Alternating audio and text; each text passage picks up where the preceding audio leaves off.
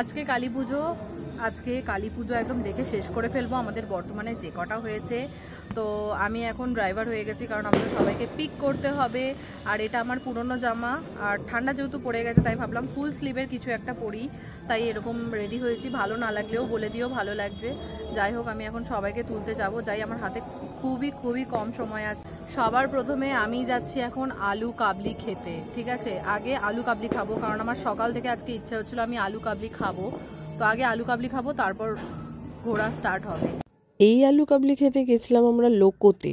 তারপর আমরা সবাই মিলে গেছিলাম কঙ্কালেশ্বর কালীবাড়ি। কালী পুজোর দিন এই প্রথমবার এখানে গেলাম। সেই লেভেলের ভিড় এখানে। আমার সাথে কারা কারা আছে চলো দেখাই। এই যে আমার মিষ্টি দিদি, তার সাথেই রয়েছে আমার বান্ধবী ললিতা, ললিতা না রিমি। আর এই সাইডে রয়েছে রাজ, তার পেছনেই রয়েছে শুভশ্রী। সবার প্রথমে আমরা সবাই মোমো খেলাম। তারপর আমার চোখে পড়লো স্প্রিং পটেটো। এটা যখন নতুন ওঠে না, তখন এগুলোর দাম ছিল 70 থেকে 80 টাকা। তখন খেতে প্রচণ্ড গায়ে লাগতো যে 80 টাকা দিয়ে একটা আলু খাবো। কিন্তু এখন দামটা অনেক কম হয়ে গেছে, এখন দাম হয়েছে 40 টাকা। তো আমি ভাবলাম চলো একটা ট্রাই করি। আমি আগে কখনো ট্রাই করিনি, আজকে আমার খুব খেতে ইচ্ছা করছিল দেখে, তাই ভাবলাম চলো ট্রাই করেই ফেলি। এই যে এটা আমারই স্প্রিং পটেটো এখন রেডি হচ্ছে। তো সাইডে অনেক রকমের সস ছিল, আমি দাদাকে বললাম যে সুইট চিলি সসটা দিও, খেতে বেশ ভালো লাগে। নেওয়ার আগে পর্যন্ত ভাবছিলাম যে কেমন টেস্ট হবে না হবে। এটা তো পুরো একদম ডিপ ফ্রাই করেছে আলুটাকে, একদম পুরো আলু ভাজার মতনই, বাট অনেক রকম মশলা দেওয়া হয়েছে। তারপরে অনেক সুন্দর লাগছে দেখতে, দেখো কি ভালো লাগছে। আমি জানি না টেস্টটা কেমন হবে। বিশ্বাস করবে না, খাওয়ার পর না আমার আরও 3-4টে খেতে ইচ্ছা করছিল, এত ভালো ছিল।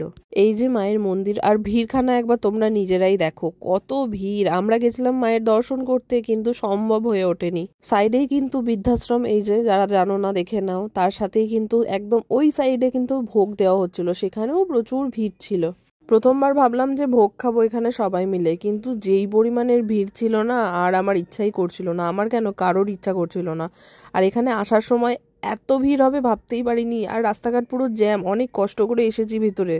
এরপর আমরা কোথায় যাব সেটাই ভাবছিলাম। তারপরে সবাই মিলে ঠিক করলাম চলো এরপর আমরা যাব ফানুস ওড়াতে। তার আগে অনেক কষ্ট করে এখান থেকে বেরোতে হবে। আসার সময় যা প্রবলেম ফেস করেছি দেখা যাক এরপর।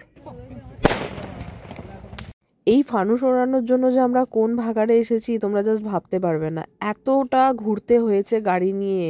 কিন্তু মাঠটা খুবই সুন্দর ছিল, এখানে সবাই বাজি ফাটাচ্ছিল মাঠে, আর ভীষণ ভালো লাগছিল দেখতে। তার সাথে এখানে এখন ফানুস ওড়ানো হবে, দেখবো।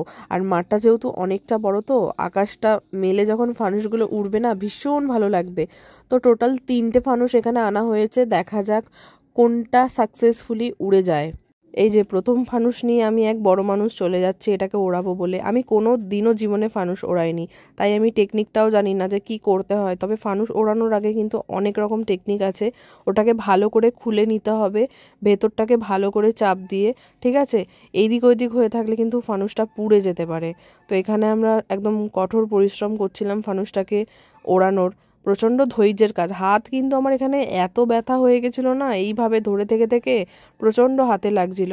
নিচে কর্পূরটা কিন্তু দিয়ে দেয় ওরা, কর্পূরটাকে ফিট করতে হয়, দেন তারপরে এটাকে জ্বালিয়ে কিছুক্ষণ ধরে রাখতে হয়। একটু এদিক থেকে ওদিক হলো মানেই তোমার ফানুস গেল, আর উড়বে না। ফানুস ওড়াতে ওড়াতে এখানে লাইটারের কী সব ভেঙে ফেলেছে দেখো, কোথায় হারিয়ে ফারিয়ে গেছে।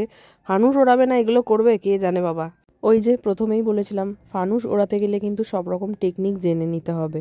নতুন তুমি ফানুস ওড়াচ্ছ তাহলে কিন্তু অনেক রকম ভুলভ্রান্তি হবে, যেটা আমাদের দ্বারা হয়েছিল এখানে ফানুস ওড়াতে গিয়ে। কিন্তু পেছনে দেখো রূপম দাদের ফানুসটা কি সুন্দরভাবে উড়ে গেল।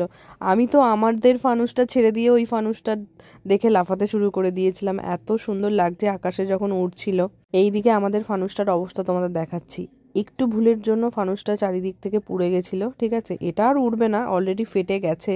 তাও চেষ্টা করছিলাম। ওই দেখো ফানুসটা ওদের উড়ে উড়ে যাচ্ছে, কি ভালো লাগছে, মনে হচ্ছে একটা তারা পুরো গোলপাড়া। আর এই যে ফানুসের এই অবস্থা। যাই হোক, এটা আর উড়বে না, ওই সাইডে করে দিলাম আমরা, কারণ পুরো ছাই হয়ে গেছে একদম।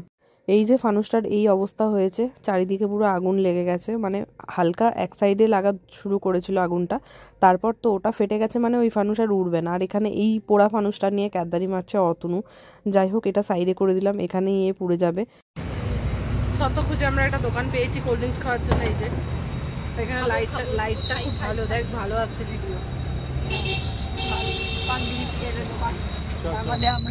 এই যে আমাদের কোল্ড ড্রিঙ্কস, এটা খাওয়ার জন্য আমার আত্মাটা শান্তি হলো এটা একটু খেয়ে। আর এই চোখটা পুরো আমার লাল হয়ে গেছে পোকা ঢুকে। পোকাটা দিয়ে দেখালি, পোকাটা আমি তো রেখেই দিচ্ছিলাম, আমি তো দেখাচ্ছিলাম। যেখানে আজকে সব ঠাকুর দেখার কথা ছিল সেখানে মাত্র একটা ঠাকুর দেখতে পেরেছি। তার পাশেই রয়েছিল সুন্দর একটা সেলফি জোন, এখানে সবাই সেলফি তুলছিল। আমরা যেহেতু অনেকটা রাতে গেছি, এখন বাজে প্রায় 12:30, তাই পুরোটাই ফাঁকাই ছিল। এই যে এটা হচ্ছে প্যান্ডেলের বাইরেটা, ভিতরটাই চলো যাই এরপর। এই জায়গাটা হচ্ছে আমবাগান চৌরঙ্গি।